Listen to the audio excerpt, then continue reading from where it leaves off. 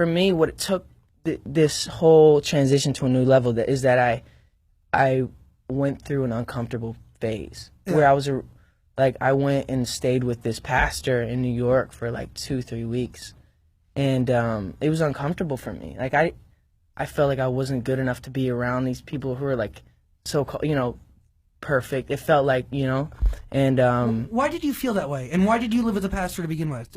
So no, it was basically because I was just in a weird place, dude. Yeah. And I felt it in my soul. I was looking at myself in the mirror, and I was growing up. My mom raised me as a Christian, but as I was growing up, there was so many weird Christians that I came across that was just like, I don't think I want to be a Christian, And then I got to a point where I was so lost. I'm like, let me try to revisit my faith, but I did it with these people because I know that their view on their faith is so much different than most Christians. Because most Christians are like, I'm going to do this so that God can love me. I'm going to, if I show up wearing this, he'll respect that, But that's not what God is. Like, if God is based on love, it's I love you first, regardless of what you do, rather than you do this and then I'll love you.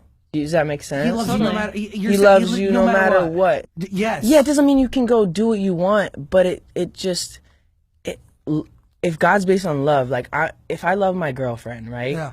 I'm not gonna want to cheat on her because I love her so much. It's not like if I don't cheat on her, she's gonna love me more, or you know what I mean? It's like you've developed a relationship with God, and so that you don't want to do that other stuff. Yes. You don't want to be judgmental. You don't want to hurt people because you're like, oh, God loves me. I have, and you're able to. But when it's about religion and about the works and about all this other stuff that's just kind of irrelevant, and going to church every Sunday, I'm gonna go to church every Sunday to believe in God.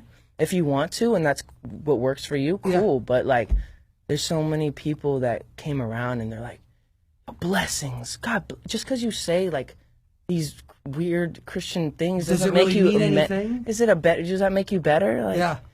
So it kind of got weird for me, the whole faith and religion thing, but when I kind of realized what it should be and not what it was portrayed to me as what it was, it made it so much cooler and easier for me to comprehend it. And and I feel like everything changed for you then. Yes? Yeah, it did. Yeah. As soon as I could understand my worth and knew that hey, people aren't giving me what I need.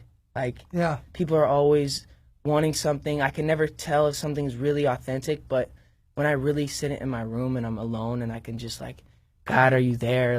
I feel this connection with something that's a higher being. And picture it as being a perfect thing. Yeah. It just puts an ease to my soul that's I can't describe. Special. It's special, yeah. Justin Bieber. Yeah. And I don't mean to be weird and No. You're talking to a guy who was raised within the Catholic Church. I went, 10 years of Catholic school, man. Dude. Yeah, I went to church every morning, man, for many, many years. I was an altar boy, been there, done that. And was it weird to you? Not that it was weird. It gave me structure when I needed structure, and I still pray to God, and I still, I still believe that there's a God or whatever, but different, Yeah. And the Catholic school ways around it different. Yeah, I think that's different. Yeah, dude. I don't want to make people Catholics and people feel like I'm dissing them or anything. You're not. But I just feel like it's not necessarily based on the relationship, and that's if we're made on this earth to have relationships with people, right? If we're supposed to get in depth with people, then that's how our God is supposed to be, not just this idea and this thing. It should be that. But anyways.